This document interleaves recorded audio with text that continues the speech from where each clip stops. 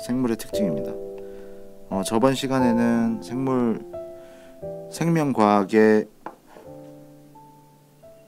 연구 방법에 대해서 배웠다면 오늘은 생물의 특징에 대해서 한번 배워보도록 하겠습니다. 생명이라 함은 여러 가지 특징이 있어요. 자극과 반응, 생식과 발생, 진화와 유전, 그리고 여러 가지가 있어요. 자, 근데 먼저 세포로 구성되어 있고 물질 대사를 한다라는 것까지 한번 쭉 보도록 합시다. 먼저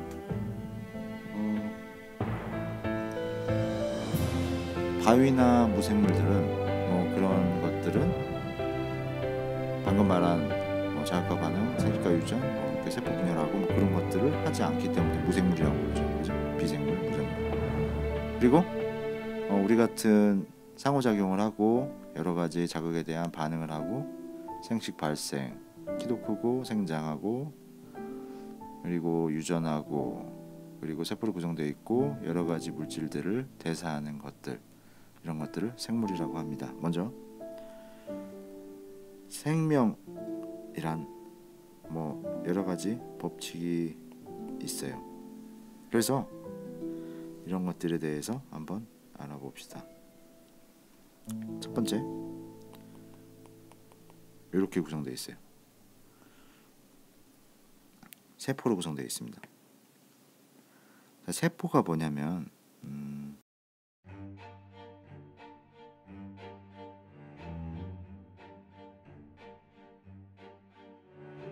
여러 가지를 하는데 먼저 그 단위가 조금씩 달라요. 크게 우리가 세포로 나눠져 있으면 동물세포와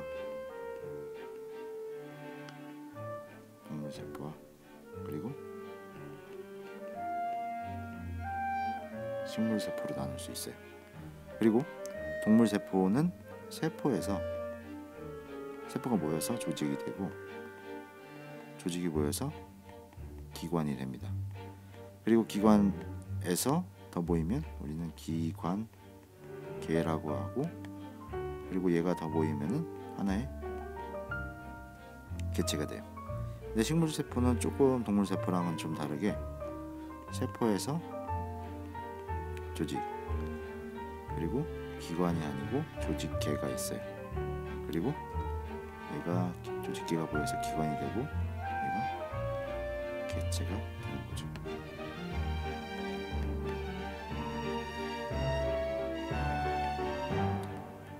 조직, 개. 자, 이런 것들이 중요한 겁니다. 자, 어렵지 않죠?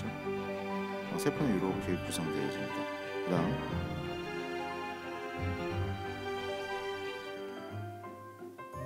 물질 대사를 합니다. 물질 대사를 하면 이것도 또 두 가지 파트로 나눠질 수 있어요. 동화작용과 이화작용으로 나눌 수가 있습니다. 자, 먼저 동화작용은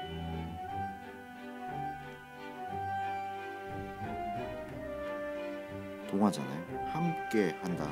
그래서 A에서 에너지가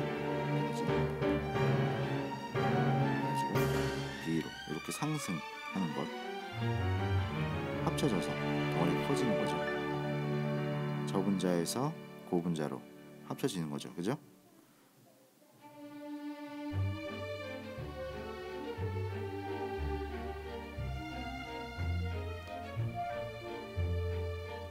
자, 이화작용은 에너지가 쪼개지는 거예요. 이렇게 높았던 에너지가 쪼개져서 B쪽으로 가는 거죠. 자, 이것들에 대한 예가 어떤 것들이 있냐면 동화작용이 합쳐지는 거잖아요. 그래서 여기 얘는 광합성이 있어요. 그리고 이화작용의 대표적인 거에는 소화가 있어요. 쪼개서 흡수하기 좋게 만드는 것이 소화죠. 그죠? 자, 얘를 좀 더 세분화해서 얘기를 해보면 얘는 작은 분자, 저분자에서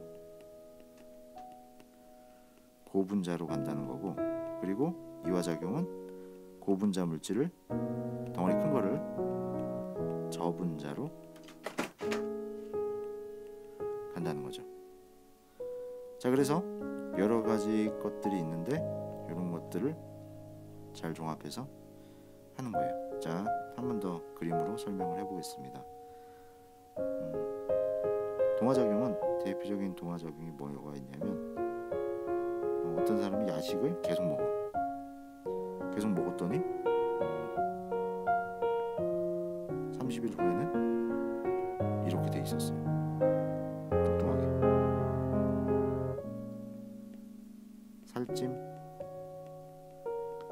살찐다는 거를 조금 생물학적으로 표현을 한다면 어떻게 표현하냐면, 이 아이는 지방을 잘 합성했구나. 합성하는 거죠. 이렇게 지방 합성. 이런 것들을 우리는 동화작용이라고 하는 거죠. 동화작용.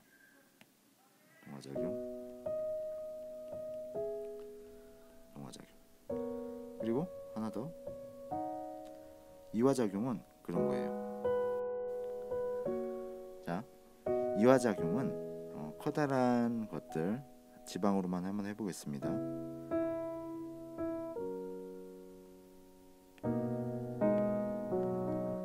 뚱뚱한 사람이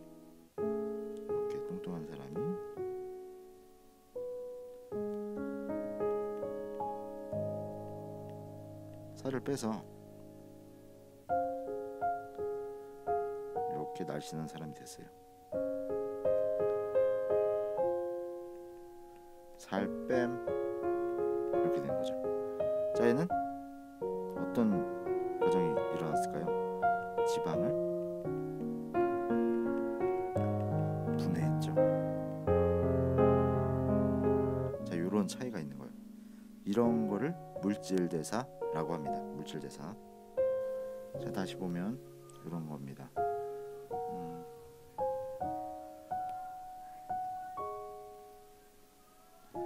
이화작용을 한번 본다면 그런 거죠. 동화작용부터 한번 볼게요. 포도당을 앞쪽에 배웠던 인슐린이 지방으로 변하게 하는 거죠. 덩어리가 크게 만든 거죠. 얘는 지방을 글루카곤이 포도당으로 만든 거예요. 포도당 형태, 이렇게 쓰기 좋게. 자, 이런 것들이 있을 거고, 또 이런 것도 있겠죠. 소화 과정에서는 포도당, 중성지방, 그리고 단백질이 있어요. 자, 이렇게 있는데 포도당을 더 쪼개서, 얘는 포도당이 아니죠.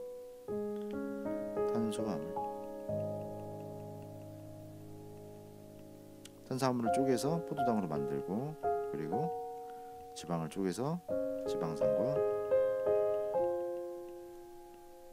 글리세롤로 만들고, 단백질을 쪼개서 아미노산으로 만드는 게 이화작용이라는 거죠. 자, 또 하나, 빛과 이산화탄소로 합쳐져서 포도당으로 만드는 광합성이라는 패턴이 있어요. 자, 이런 것들을 해야지, 물질 대사를 해야지 우리는 생물이라고, 생명체, 개체라고 부르는 거죠. 자, 그 다음, 자, 이런 것들이 다 되면은 하나 더, 자극과 반응을 하는 것이 생물입니다. 자, 예를 들면은 중간에 마이크가 꺼져서 이게 이렇게 됐네요. 듣기 좀 그렇게 했지만 다시 오디오를 집어넣겠습니다. 중간에 마이크가 꺼졌어요. 이게 한 번에 가기가 쉽지가 않아요. 그래서 오디오 인터페이스 설치하고 계속 이렇게 다시 하는 겁니다. 자 먼저 자극과 반응은 공이 날라오고 있고 그거를 사람이 인지하고, 공이 날라오는 것을 우리는 자극이라고 하고, 그리고 그러면 나는 어떤 생각이 들까요? 우리가 그걸 보고 피해야 되겠다 라고 생각하는 것을 반응이라고 합니다. 이런 것들을 지속적으로 하다 보면 왜냐면 맞으면 내가 아플 거라는 걸 자극과 반응, 뭔가 이렇게 움직이고 어떤 필요에 의해서 인지한 것에 대해서 판단이 내려져서 움직이는 것을 우리는 생물의 특성이라고 생각할 수 있습니다. 여기서의 자극은 자, 공이 날라오는 그리고 우리가 또 보는 것은 거, 자극, 자극과 반응을 피해야지라고 생각하는 건 우리는 표시해놨고요. 반응, 그리고 항상성에 대해서 우리가 얘기를 해보려고 합니다. 자, 먼저 항상성은 우리가 생명체를 기록하는데 그 뭐라고 말해야 되냐면 이라는 게 있어요. 일정하게 꼭 유지시켜야 되는 것들, 예를 들면 대표적인 삼투압, 그리고 혈압, 혈당 땀을 왜 흘릴까요? 같은 것들이 있습니다. 그러면 삼투압은 어떻게 조절하냐? 삼투압은 땀을 흘리거나, 땀을 흘리면은 피가 어떻게 되겠어요? 농도가 진해지겠죠? 농도가 진해지면은 피가 잘 안 흘러요. 그죠? 안 흐르면 심장에 무리가 가고, 그러다가 안 좋은 체온을 낮추려고 혈관들은 터지게 되는 거겠죠. 그래서 우리가 돌연사를 많이 해요. 운동하다가. 그런 어려움들이 있을 수 있으니까 우리는 뭐 수분 조절 같은 거, 삼투압 조절이라는 거는 쉽게 말해서 이거보다 체온이 올라가면 수분을 조절한다는 소리예요. 그러니 요거를 잘 알아두셨으면 좋겠어요. 자, 지금 쓰는 거하고 이렇게 그때 흐름이 있는데 이거는 따로 오디오를 레코딩 하다 보니까 어려움이 좀 있습니다. 양해해 주시고 한번 잘 봐주시길 바래요. 원래는 다시 해야 되는데 이게 똑같은 그림이 다시 나오지 않아요. 한번 지나가면 끝입니다. 자, 다시 한번 보겠습니다. 먼저 맨 먼저 삼투압 조절하는 과정에 대해서 갑상선이 관여를 하는데 체온과 관련이 있어요. 그래서 체온이 높으면은 땀을 흘려서 증발하는 에너지를 가지고선 체온을 낮추고, 그리고 체온이 낮아지면 심박수나 뭐 어떤 모세혈관들을 수축시켜서 마찰 에너지에 의한 온도를 높여주는 그런 과정을 거치게 되는 겁니다. 자, 이건 어떤 뉘앙스인지 알아보기 위해서 그렸던 건데요. 심박수는 항상성이 들어가지 않습니다. 왜냐하면 심박수는 항상 일정한 게 아니고 혈압은 일정한데 심박수는 일정하지 않아요. 왜냐하면 사람들마다 심장의 용량이 다르기 때문에 똑같이 1000ml의 혈액을 공급하려고 한다면 어떤 사람은 10번, 어떤 사람은 뭐 70번만 뛰어도 이렇게 공급이 되기 때문에 항상성에 들어갈 수 없습니다. 일정하게, 식물에 일정하게 유지시켜야지 되는 패턴이 있기 때문에 심박수는 항상성에 들어가지 않아요. 요거는 수능에 자주 출제되는 범위고요. 한번 알아두셨으면 좋겠습니다. 이거 말고도 혈압이 있고, 혈압은 기본 그 혈압이 어느 정도냐면은 120에 80이요. 120에 60 뭐 그렇게. 수축기와 이항기 혈압이 있는데 한 번에 쭉 빡 이렇게 한번 쭉 짜낼 때 나오는 혈압이 120이고요. 120보다 높으면 혈압에 걸렸다, 혈압이 좀 있다 라고 하는 거죠. 130, 140 되는 사람들이요. 그리고 이항기도 마찬가지예요. 혈압이 뭐 60 정도면 괜찮은데 이거보다 높아, 한 80 이상이야. 그러면은 고혈압이 있다 라고 얘기를 하게 되는 거죠. 반대도 있습니다. 수축기 혈압이 120 이하야, 110, 100 이렇게 돼. 너무 낮아, 짜는 힘이 좀 너무 약해서 저혈압이라고 하고요. 그리고 이항기 혈압이 60보다 낮아, 50, 40 이렇게 돼. 그러면 저혈압이 되는 거죠. 그 저혈압은 너무 위험해서 갑자기 사람이 이렇게 무기력해지고 떨어져요. 여자 아이들이 많이 걸리는 병인데요. 근육이 없기 때문에 빡빡 짜내는 그런 힘이 없어요. 그렇기 때문에 근육이 없거나 마르거나 그리고 약간 무기력한 것들을 느낄 수가 있습니다. 자, 혈당으로 넘어가죠. 혈당은 공복 시 혈당이 100보다 높아지면은 이거를 우리는 당뇨병이라고 해요. 밥도 안 먹었는데 혈당이 100이 넘어. 임신하면 임신성 당뇨라고 해서 걸릴 수도 있는데 뭐 그건 일시적인 거니까 넘어가고요. 너무 떨어져도 문제고 너무 높아도 문제예요. 너무 떨어지면 저혈당 쇼크가 와서 사람이 쓰러져요. 그래서 주스 한 잔 먹고 다시 일어나는 거죠. 뭐 그런 거. 등산하다 많이 걸리는 거죠. 그리고 혈당이 떨어지게 되면 기분이 나빠요. 그래서 많이 싸우게 되고 신경질적으로 돼요. 그래서 사람들이 그 본능적으로 초콜릿 같은 거, 초콜릿 같은 거를, 사탕 같은 거를 먹게 되는 거죠. 혈당을 조금씩 올려서 기분 좋게 만들려고. 자, 그 다음은 발생과 생장애입니다. 자, 발생은 뭐냐면 정자와 난자가 만나서 새로운 개체가 나오는 것, 얘를 우리는 발생이라고 합니다. 발생은 되게 신기한 게 정자의 염색체 개수는 23개, 난자의 염색체 개수는 23개예요. 정상 사람의 염색체 개수는 46개죠. 그죠? 그거를 엄마 거 반, 아빠 거 반 이렇게 나눠 가져서 새로운 개체가 된다는 게 너무 신기하죠. 자, 정자 난자가 그려졌습니다. 그리고 염색체 개수가 몇 개인지 이렇게 나타내는 거죠. n개예요. n개. n개 23개겠죠. 그래서 둘이 합치면 2n이라고 합니다. 얘 2n은 참 의미 있는 숫자입니다. 반반 나눠서 이렇게 했다는 거고 염색체가 섞였다는 말이고 그리고 섞여서 새로운 개체가 나왔다는 말이죠. 자, 이렇게 발생한다. 그거는 생식세포들이 합쳐져서 발생하는 것을 우리는 새롭게 나오는 것을 우리는 발생이라고 해요. 그리고 성장에 관련돼서 한번 얘기를 해보도록 하겠습니다. 그림을 그려가면서 하면 좀 이렇게 찰떡같이 맞을 텐데 그림 안 그리고 한 번 더 하는 거니까 내용을 재정리하는 거예요, 제 머릿속으로. 그러니까 똑같을 수는 없어요. 양해 부탁드립니다. 일단 저는 애기였을 때 2.5kg로 태어났어요. 2.5kg 작죠?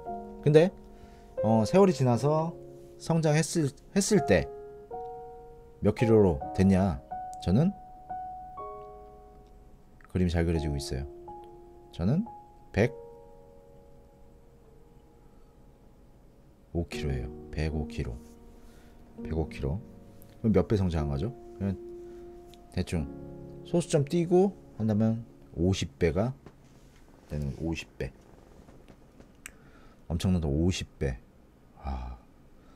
그러면 먹을 걸 얼마나 먹었겠어요? 많이 먹었겠죠? 100kg을 늘어야 되니까. 전 제일 신기한 게 뭐냐면 100kg의 몸을 내가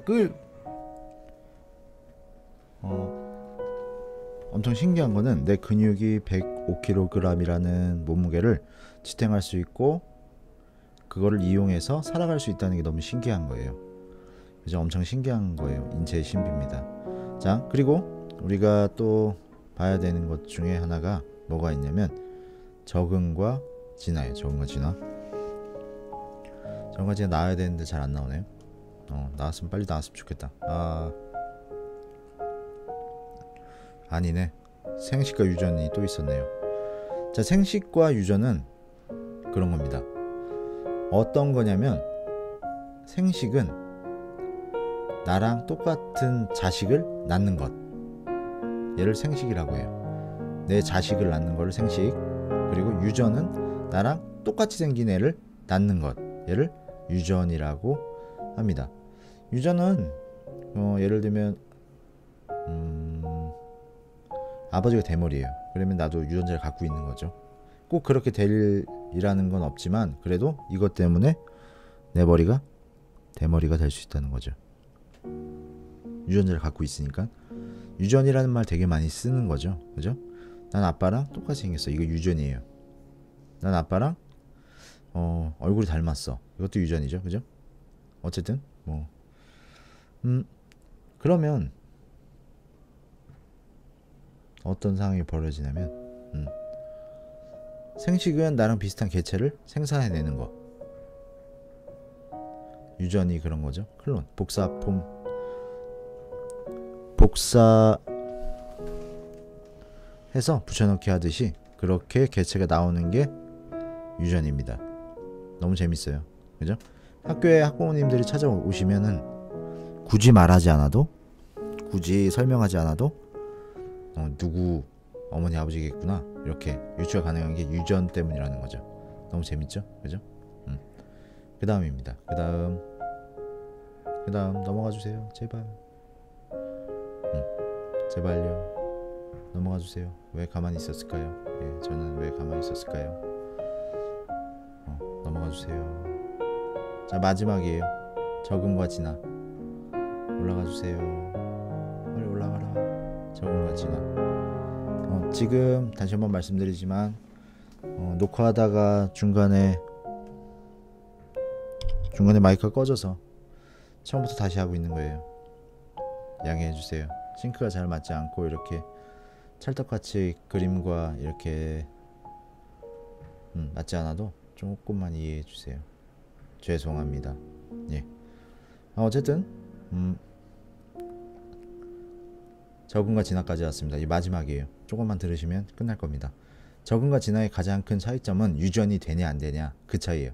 적응은 내가 주어진 환경에서 잘 해내고 생존에 남는 거를 우리는 적응이라고 합니다. 유전적으로 변하는 건 아니에요. 테니스를 평생 친 페더러는 라켓을 쥔 손만 두껍고 나머지 팔은 그거에 비해서 좀 얇아요. 둘 다 두껍겠지만 그런 작용이 애를 낳는데 똑같이 한쪽만, 내가 테니스 치는 쪽만 팔이 두껍게 나온다는 건 아니죠. 그죠? 그런 게 적응의 한 단계입니다. 예를 들면은 내가 군대를 갔는데 여기는 팔굽혀펴기를 500개 하지 않으면은 내가 살아남을 수 없는 구조예요. 그러면 500개 하겠죠. 그러면 500개 하면 내 몸은 달라지겠죠. 그렇게 해서 만들어진 몸이 다시 내 자손에게 전달될 수 없다라는 거죠. 그 테니스 선수의 팔 같은 것들이에요. 그리고 두 번째, 진화의 관점이에요. 진화는 뭐냐? 유전적으로 그 적응한 게 들어가 있는 거야. 유전적으로 들어가 있어. 그렇기 때문에 이게 계속 대대손손 이어져 가는 거예요. 되게 편할 수도 있겠죠. 여러 세대에 걸쳐서 쓰지 않거나 계속 쓰던 것들이 발달되고, 그리고 쓰지 않는 것들이 다시 바깥으로 나오는 구조니까요. 그죠? 자, 어쨌든 근육을 키웠다고 해서 자식에게 유전되는 건 아니에요. 자, 근데 그런 거 있습니다. 환경이, 운동을 많이 하는 환경에 자라니까 몸이 좋을 수밖에 없는 거죠.